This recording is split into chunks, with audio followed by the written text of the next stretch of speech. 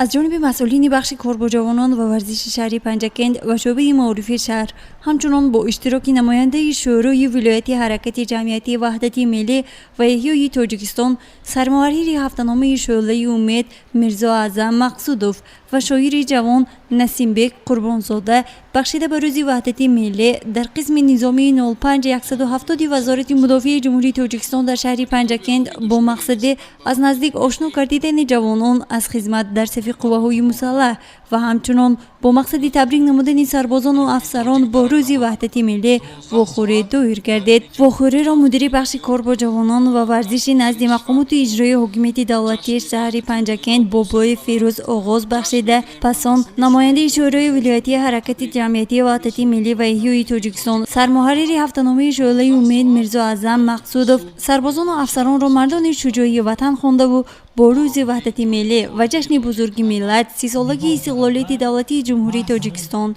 شاد باش گفت. صاحب استقلالی برای جمهوری تاجیکستان بسا هم گران افتاد. اگر جمهوری‌های سابق اتحاد شوروی سال 1990 با دیگر کردن ساختار دولتداریشان صاحب اختیار شده باشند، جمهوری تاجیکستان با پسی سر نمودن جنگ تحمیلی شهروندی صاحب استقلال شد.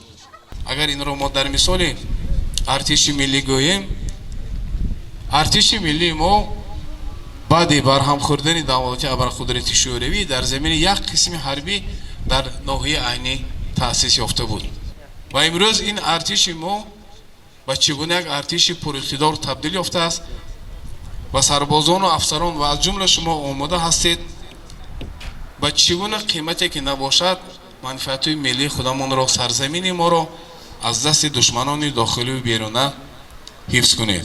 جوانان حامیان وطن، از شما جوانانی که امروز در آستانه ختم مکتب قرار دارید و شاید شما دانشجو هستید، بسیار خواهش میکردم که به قدر همین نعمتی بی‌بها به همین وحدت ملی، به همین صلح و آسایش که امروز در کشور ما حکمران است و شرافت کوشش و زحمت های پیشوای معظم ملت ما حکمران است رسیده باشید، چون که فردای وطن، فردای تقدیر نسل ما کلانسال، نسل خلق تاجیک از شما، از شخصیت شما، از خدمت شما، از مهارت و ملکه شما وابستگی خیلی کلان دارد.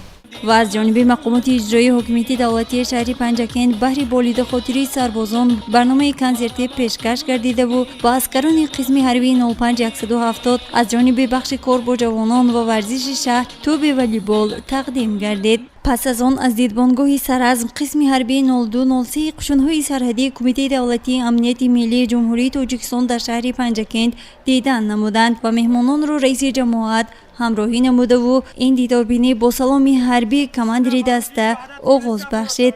پس آن سربازان و افسران دیدبانگاه را نیز با آمد عید وحدت و جشن استقلالیت شاعر جوان تبریک نموده و بهر بالید خاطری سربازان شعر را قرائت نمود. بعد چند مدت دیگر ما 30 سالگی استقلالیت را جشن میگیریم. بخشیده به وطن یک شعر میخونیم.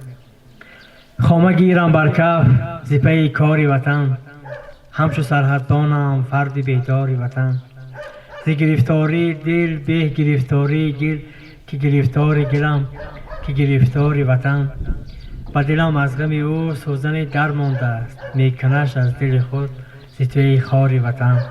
تا کفی آب نخورد زی همان جوی درش، به نسازد درمان هیچ بیماری وطن. من از این خاک شریف پای نتوانم کند، چو سفیداری وطن، چو سفیداری وطن.